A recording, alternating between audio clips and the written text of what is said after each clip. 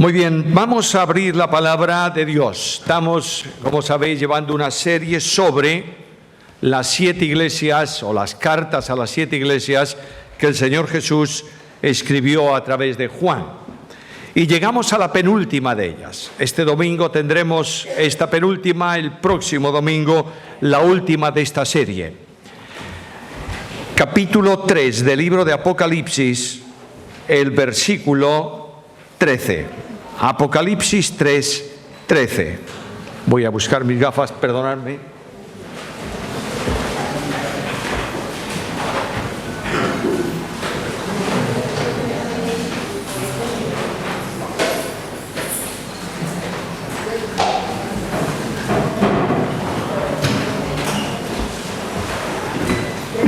Yo no me olvido de mí mismo por casualidad, pero de las cosas mías todos los días. De modo que Apocalipsis capítulo 3, versículo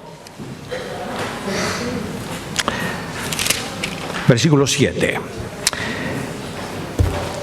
Escribe al ángel de la iglesia en Filadelfia: esto dice el santo, el verdadero, el que tiene la llave de David, el que abre y ninguno cierra, y cierra y ninguno abre. Yo conozco tus obras.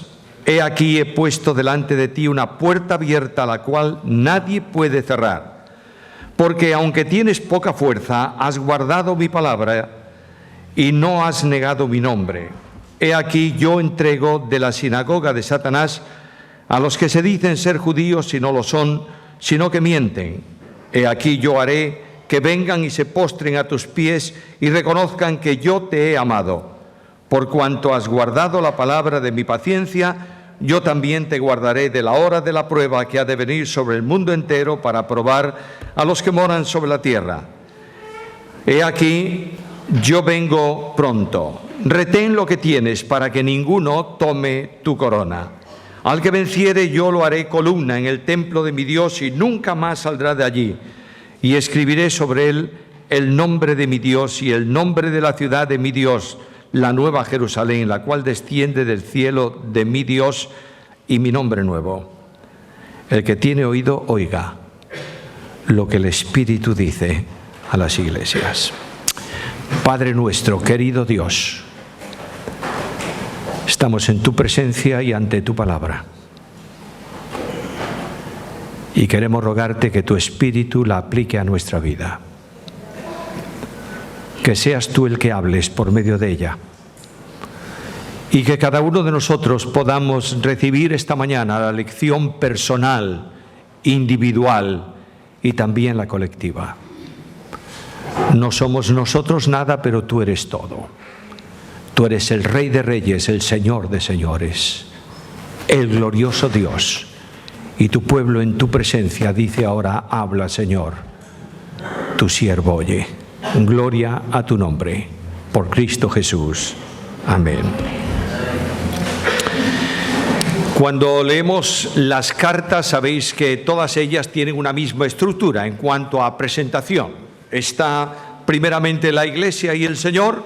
En segundo lugar está el mensaje que el Señor tiene para esa Iglesia. En tercer lugar está la demanda que Dios hace por medio de ese mensaje para cada uno de nosotros hoy.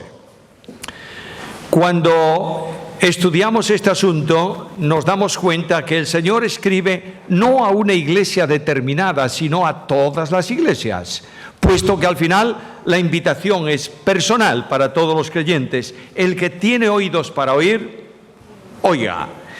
El Señor escribe a la iglesia en Filadelfia. El nombre de esta iglesia significa amor fraterno. Nada mejor que este nombre para referirse a una iglesia. Cuando Cristo dijo que el mundo conocerá la iglesia, no por lo que es ni por lo que cree, sino por lo que ama. Y ahí tienes aquellas palabras del Señor: en esto conocerán todos que sois mis discípulos si tuvieseis amor. ¿Quiénes?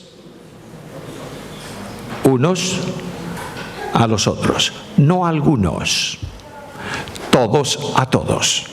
Sé que es muy difícil, humanamente hablando, esto del amor con personas. Quiero deciros que si esto fuese una cuestión humana, habría muchos que ni me dirigirían la palabra. pero habría otros tantos a quienes yo haría lo mismo. El amor no se establece por lo que es la persona, sino por dónde está esa persona. Los creyentes todos, mejores y peores, estamos en Cristo. Por tanto, el amor del Espíritu Santo derramado en el corazón del cristiano conduce a que ames. No puede haber vida cristiana que no viva en el amor. Cualquier persona que no está experimentando esta relación correcta en el amor debe preguntarse si realmente ha nacido de nuevo y si el Espíritu Santo de Dios tiene control de su vida. Iglesia de Filadelfia, amor fraterno. Esta ciudad estaba más o menos a 45 kilómetros del núcleo que se establece en torno a Éfeso, de manera que no sabemos quién evangelizó la ciudad, cómo se constituyó la iglesia, pero sabemos algo, que el evangelio alcanzó a ese lugar y se estableció allí una congregación. Probablemente desde Éfeso, en el tiempo que Pablo estuvo allí, un tiempo bastante largo, fueron evangelizadas esas ciudades. La historia de ella tiene una característica, y es que fue destruida por un gran terremoto. Los terremotos son normales en el entorno de Asia Menor, pero uno de ellos destruyó varias ciudades, la Odisea y también esta ciudad de Filadelfia. Fue reconstruida luego con ayuda del Imperio Romano. En Filadelfia había otra característica: muchos templos dedicados a ídolos. Y uno de los grandes templos de Filadelfia era un templo dedicado a Dionisio, a quienes los romanos llamaban el dios Baco, el dios del vino. Y una de las manifestaciones del culto a Baco eran precisamente lo que recibe su nombre, los bacanales, que significa expresiones de lujuria desbordante y sobre todo de borracheras. No había una persona que más o menos estuviese vinculada con el dios Baco que no apareciese el día de su festividad borracha absolutamente al día siguiente. En medio de esa corrupción, una iglesia que no tiene ningún reproche por parte de Dios. No hay ninguna observación en contra. Todos son elogios y todo es camino de bendición que Dios abre para ella. Ahora, esta iglesia de Filadelfia, que está ahí, tampoco nos interesa mucho los datos específicos sobre aquella congregación. Lo que me interesa es el Señor de la iglesia. Y el Señor se presenta en el versículo 7 diciendo: esto dice el santo, el verdadero, el que tiene la llave de David, el que abre y ninguno cierra, y cierra y ninguno abre. Primeramente, el texto bíblico llama a este Señor de la iglesia el santo. Dios es santo. La santidad de Dios está registrada a lo largo de toda la Escritura. Y es más, cuando abro la profecía de Isaías en el capítulo 6, encuentro una dimensión admirable de la adoración celestial, en la que los serafines proclaman específicamente la santidad de Dios. Y delante del trono de Dios dicen: santo, santo, santo. Precedido de artículo él, es el único santo de esa condición. La Biblia llama a Dios santo. Y lo que me sorprende es que en la anunciación de Jesucristo, cuando el ángel hace el anuncio del nacimiento de Cristo, le dice a María: por tanto, lo santo que nacerá de ti. La santidad absoluta de Dios está vinculada ¿a quién? A Jesucristo el Señor, porque es Dios. Ahí en Juan capítulo 1 y versículo 1 leo aquellas palabras: en el principio era el verbo era con Dios y el verbo era Dios. Es más, durante el ministerio de Cristo, los escribas fariseos, los judíos, niegan su deidad. Le acusan de blasfemia, pero los demonios reconocen que Él es el santo. De manera que los demonios que son expulsados por la autoridad de Cristo, muchas veces testifican: tú eres el santo, el Hijo de Dios. La declaración de santo sobre las virtudes de la Iglesia nos hace recapacitar algo. Y es que la santidad de Dios tiene que manifestarse en la Iglesia de Jesucristo. Decíamos esta mañana en la clase bíblica que la vida de santidad no es una opción para el creyente, es la única forma de vida cristiana. Y la Biblia hace una afirmación muy seria: sed santos porque yo soy santo. Se presenta como el santo. En segundo lugar, a Cristo se le llama aquí el verdadero, y también aparece con un artículo. Por tanto, cuando se dice el verdadero, se está diciendo que es el único de esa condición, que Cristo es la verdad misma. Juan capítulo 14, versículo 6, yo soy el camino y la verdad y la vida. De manera que Cristo es la verdad absoluta, la verdad encarnada. La Biblia es la verdad escrita. La Biblia es el Logos escrito. Cristo es el Logos manifestado en carne. Era la verdad. Pero la Biblia también dice que Jesucristo es la luz verdadera, o sea, la auténtica y genuina luz. Y Cristo dice, yo soy la luz del mundo. Cristo dice también, mejor dicho, la Biblia dice de Cristo también, que Cristo es el pan de vida, el único que trae vida y que alimenta no solo al que no tenía posibilidad de alimento espiritual, sino también a cada uno de nosotros. Algo más, Juan dice que Cristo es la vid verdadera, y lo dice en 15:1. Por tanto, nos dice que Jesucristo, que es la verdad, que es el camino, que es la luz verdadera, que es el pan de vida, es el único que puede sustentar al creyente para que lleve fruto agradable a Dios. El fruto de la vida cristiana no lo consigo yo, no sería agradable. El fruto agradable es el que el Espíritu Santo produce en mí, trasladando a mi experiencia la persona admirable de Jesucristo. No te equivoques, por favor. No se trata de religión. Se trata de vinculación con Cristo.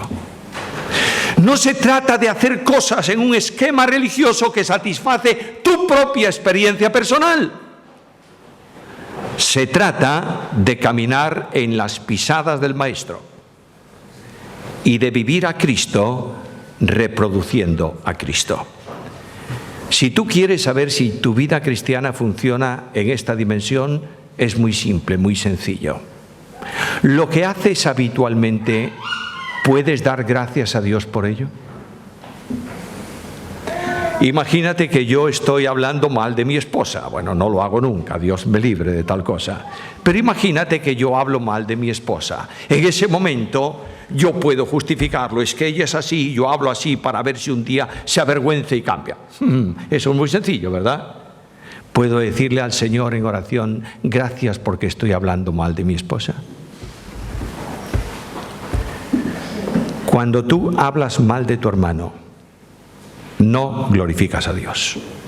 ¿Te enteras bien o no? La iglesia está formada por creyentes verdaderos porque es la iglesia verdadera. Además, se presenta a Cristo aquí como el que tiene la llave de David. Me ha impresionado mucho el último cántico que cantamos esta mañana, lo hemos repetido, me alegro. Majestad, me postraré, traigo todo ante ti.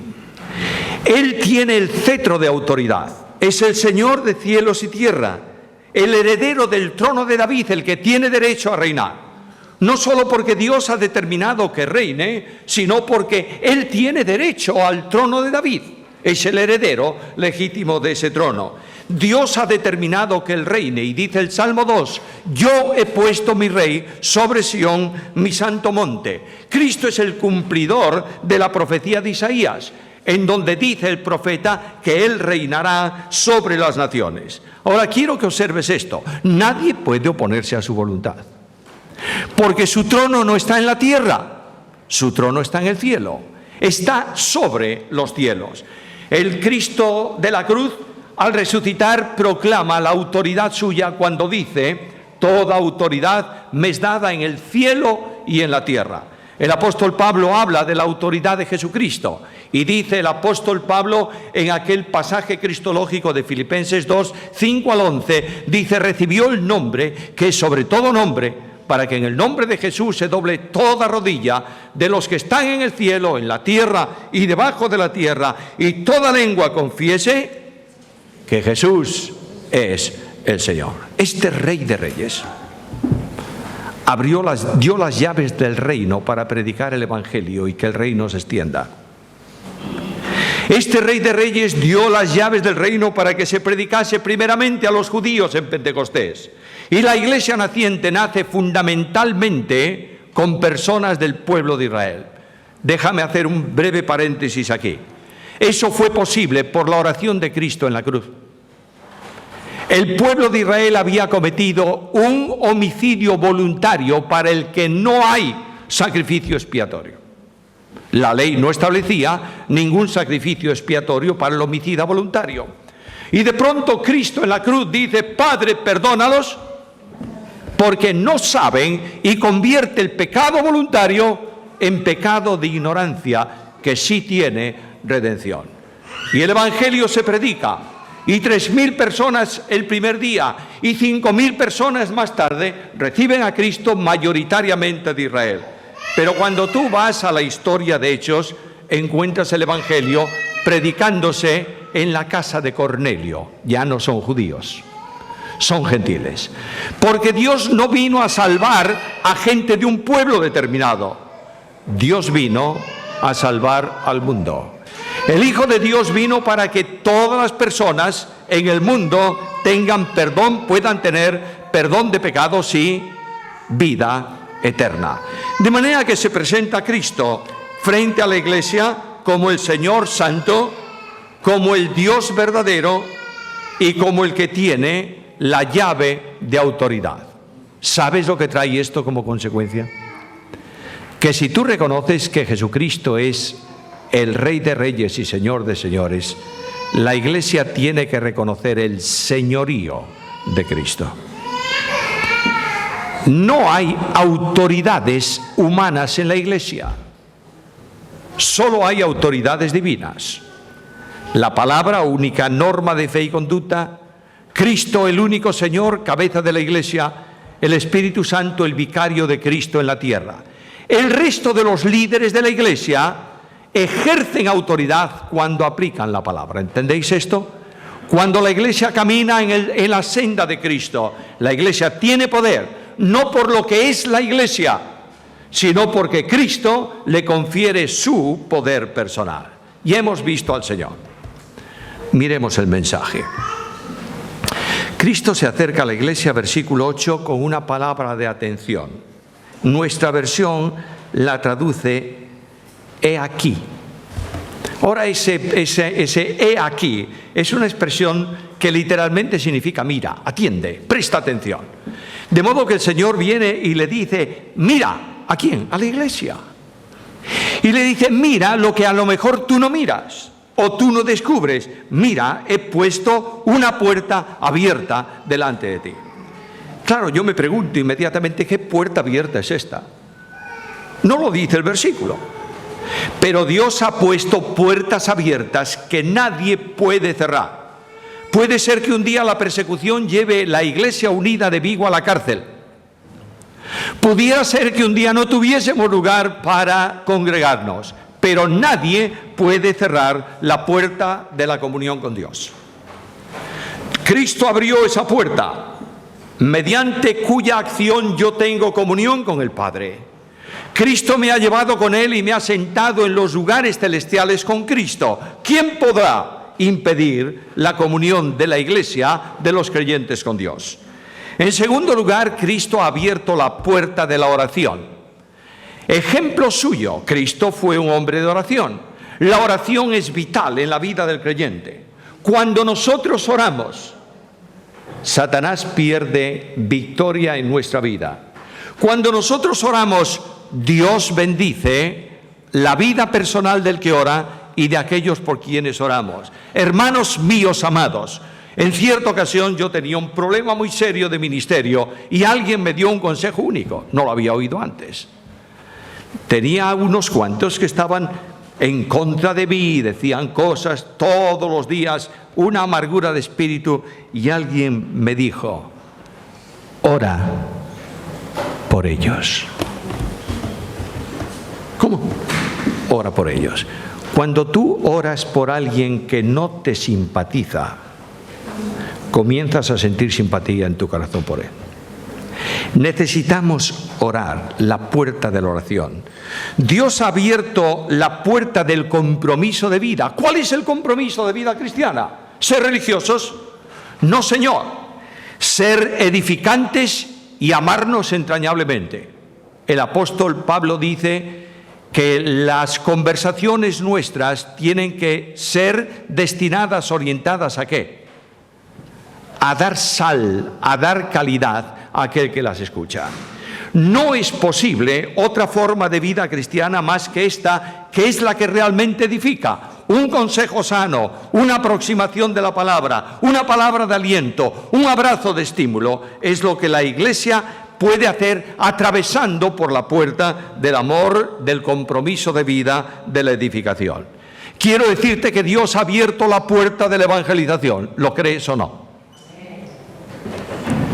Durante años hemos estado oyendo la misma justificación absurda en España. La evangelización es difícil, no se pueden abrir puntos nuevos, mantengamos lo que tenemos. ¿Crees eso? ¿Lo crees? Hay un punto nuevo que está funcionando en Puente Areas, ¿es verdad o no? Y lo que Dios está diciéndome es: yo he abierto una puerta de evangelización. Yo no predico el evangelio en la calle. No hace falta. Porque el testimonio de vida en tu oficina, en tu trabajo, en tu universidad, en tu familia, es el mensaje más poderoso del evangelio en el día de hoy. Y el apóstol Pedro, en capítulo 3 de su primera epístola, habla de una mujer que llevó a Cristo sin palabras a su marido por su conducta personal. Mis amados hermanos, Dios llama a su iglesia a un cambio de actitud. No es tanto lo que yo debo hacer, es cómo estoy viviendo. Yo no puedo predicar el evangelio a una persona si vivo aquello que es contrario a lo que predico en el mensaje del evangelio. Dios ha abierto la puerta de servicio. Esto no gusta a nadie. Bueno, no a muchos. Muchos quisieran ser jefes, pero no esclavos. Muchas personas quieren ocupar puestos de verdadera notoriedad en la iglesia, pero pocos quieren barrer el suelo del local o arreglar los bancos. Perdóname, estoy poniendo ejemplos extremos, ¿entendéis? Está perfectamente limpio el suelo de nuestra iglesia. El creyente no está llamado a ser señor, está llamado a ser siervo. Y lo máximo que yo puedo aspirar en mi ministerio no es que me aplaudan por lo que soy, sino porque sirvo a Cristo. Cristo viene como siervo. Cristo sirve. Y Cristo dice: no me llaméis Señor si no hacéis lo que yo os digo. Y Cristo dice: el que de vosotros quiera ser el primero, hágase el siervo de todos. La iglesia de Cristo necesita siervos. No necesita grandes. Por tanto, aquí tenemos la puerta del servicio. ¿Quieres entrar por ella esta mañana? La puerta abierta es base de lo que Él es. Jesús dice: yo tengo autoridad, nadie cerrará la puerta que yo abra. Pero hay algo más. Dios ha abierto la puerta de la compañía suya en tu vida. ¿La sientes? ¿Qué es eso? Quiere decir que en medio de las pruebas más difíciles, de las lágrimas más densas, de la angustia más profunda, el Señor dice: yo estaré con él en la angustia. Salmo 91:15. Y en los momentos de mayor dificultad, no busques la puerta de la amistad ni la puerta del compañerismo como solución al problema. Entra por la puerta de la amistad con Dios. Y siente que la mano admirable de Jesucristo toca tu vida y te levanta de tu situación. y orienta tu camino, y seca tus lágrimas, y da paz a tu alma. El que me sigue no andará en tinieblas, tendrá la luz de la vida. Venid en pos de mí, que soy manso y humilde de corazón, y hallaréis descanso para vuestras almas. 3 condiciones para entrar, para acceder a esa puerta. La primera condición es esta: vas a tener una vida victoriosa porque tienes poca fuerza. ¡Qué raro es esto! La Biblia es enormemente rara. Tienes poca fuerza. La fuerza de la Iglesia no está en su estructura. La fuerza de la Iglesia no está en su organización.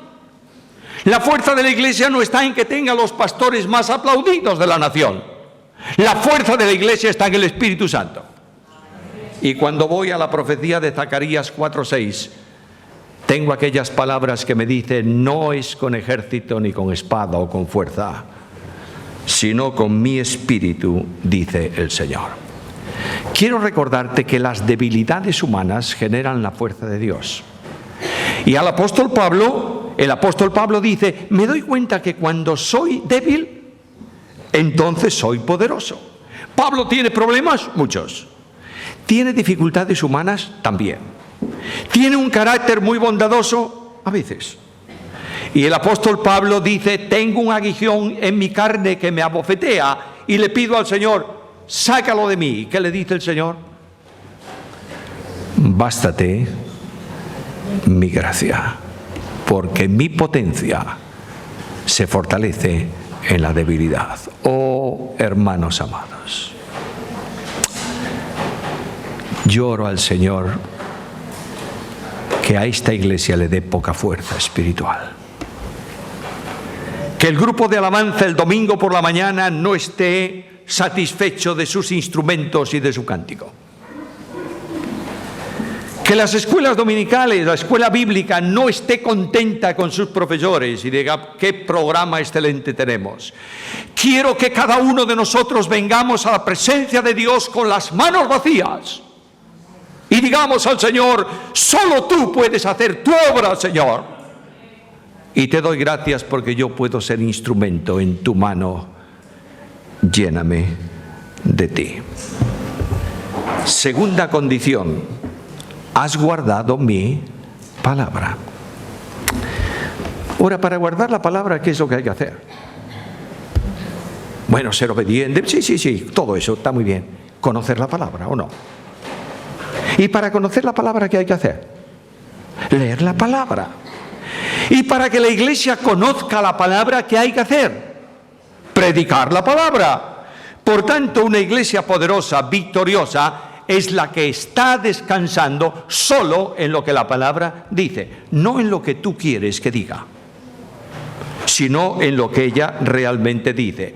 Porque la palabra de Dios es inspirada plenariamente y útil para enseñar, para corregir, para redarguir, para corregir, para instruir en justicia, a fin de que el hombre de Dios sea enteramente preparado para toda buena obra. Hermanos queridos, verano, campamento beach, campamento de niños, reunión de la familia, palabra de Dios. No entretengas al pueblo de Dios con discursos tuyos. Deja que Dios hable a su pueblo. La Biblia está desapareciendo de muchos púlpitos. En las últimas grandes, entre comillas, conferencias me están pidiendo siempre el mismo tema. No de la Biblia. 4 aspectos elementales que todos saben. La Biblia tiene mucho más. Cuando la iglesia pierde la orientación de la Biblia, no puede decir: el Señor, has guardado mi palabra.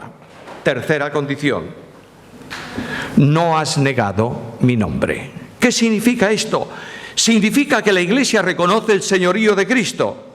Una iglesia victoriosa es la iglesia que vive por fe.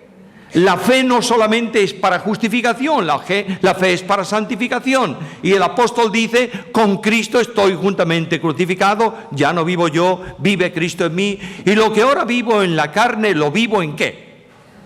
¿En la fe de quién?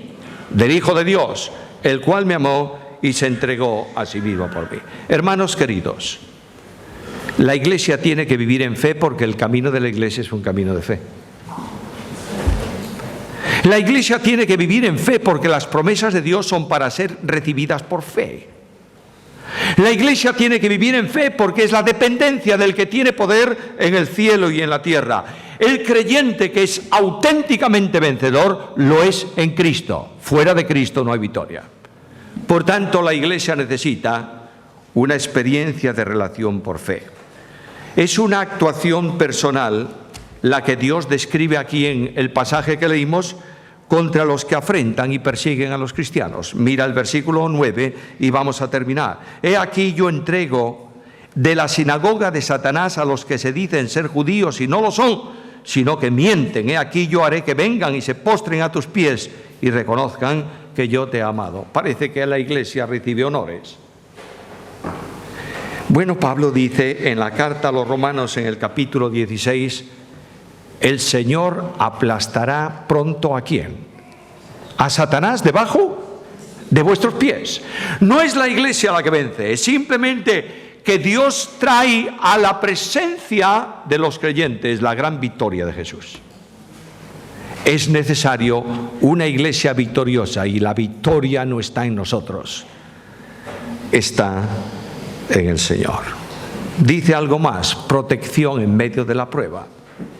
En medio de las graves dificultades dice,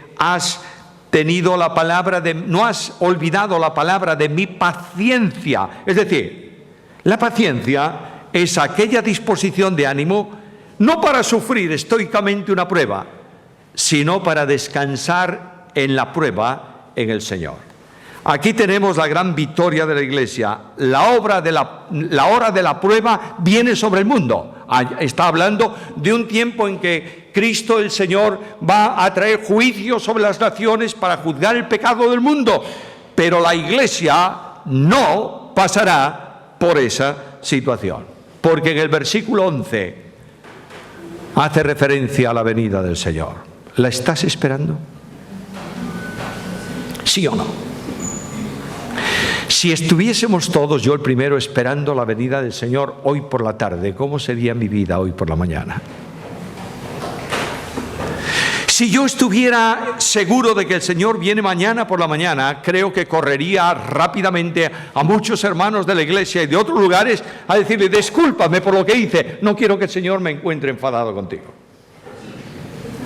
La vida cristiana es una vida que descansa en la esperanza, pero la vida que descansa en la esperanza produce una transformación en la vida de la fe. ¿Cómo termina? Retén lo que tienes para que ninguno tome tu corona. No todos alcanzan el premio en una carrera. La alcanza el vencedor. Pero no todos los vencedores tienen la bendición que aquí dice al final. Yo te pondré como columna en el templo de mi Dios. Un candelero puede ser removido. Aquí dijo el Señor a una de las iglesias, si no cambias de actitud, vendré pronto a ti y quitaré el candelero de su lugar. Un candelero puede ser removido, yo puedo apagar una luz, no pasa nada en la casa. Lo que no puedo es sacar una columna. ¿Cómo me gustaría que en el garaje de mi casa alguien sacara las columnas? Si tú entras en ese garaje y bajas a la tercera planta, verás que todas las columnas están con el color de los coches. Porque pasar por allí con un coche es bastante complicado. Le han puesto plásticos, es igual, exactamente igual. Nadie puede quitar la columna. Lo que está diciéndome Dios es, tú puedes tener dificultades, problemas, inquietudes, pero eres columna en el templo de Dios. Nadie te sacará de ahí. Además hay algo más. La columna tiene el nombre de Dios. Luego no será gloria tuya y mía en su presencia el lugar que ocupamos, sino suya. Tendrá un nombre nuevo, Jerusalén celestial. ¿Sabe lo que significa? Ciudadano del cielo. En Colosenses 3:1 leemos aquellas palabras: ya que habéis resucitado con Cristo, buscad las cosas de arriba, donde está sentado Cristo a la diestra de Dios. Y Pablo escribe también diciendo: nuestra ciudadanía está ¿dónde? En los cielos. Y dice algo más: y mi nombre nuevo, la identificación con Cristo. Aquel que vive a Cristo es reconocido por Cristo.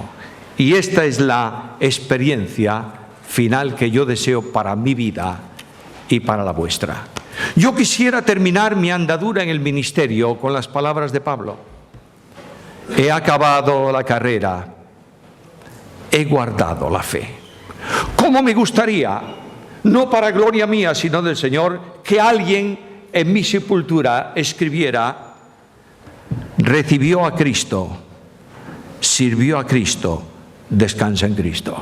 Esta es la vida cristiana.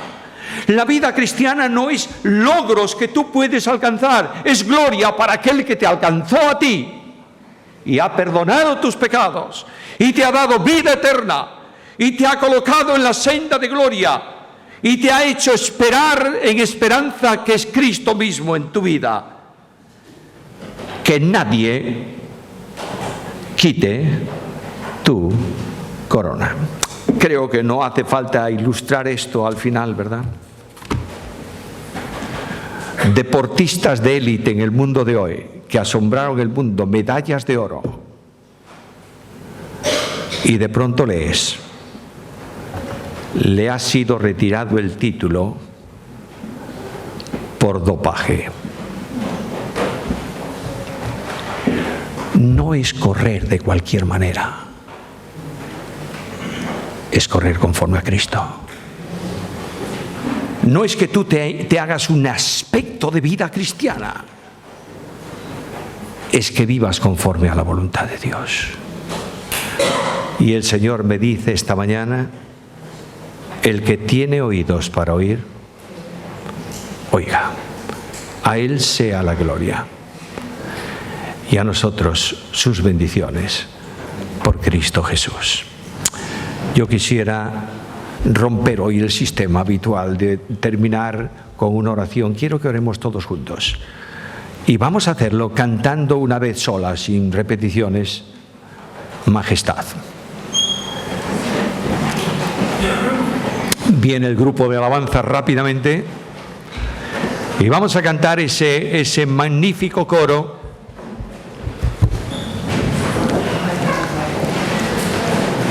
para decir al Señor en ese estribillo: Majestad, lo traigo a ti, lo pongo todo a tus pies, con ropaje real que no merezco, vengo para adorar su majestad. Y con esta oración colectiva salimos todos habiendo respondido al Señor, que nos dice: el que tiene oídos para oír, oiga. Perdóname un momento solo. Si no estás dispuesto a traer todo al Señor, no cantes estas palabras. Solo aquellos que están dispuestos a decir al Señor: todo, Señor, todo. Y nada más que esto es lo que traigo a ti, para que tú me bendigas.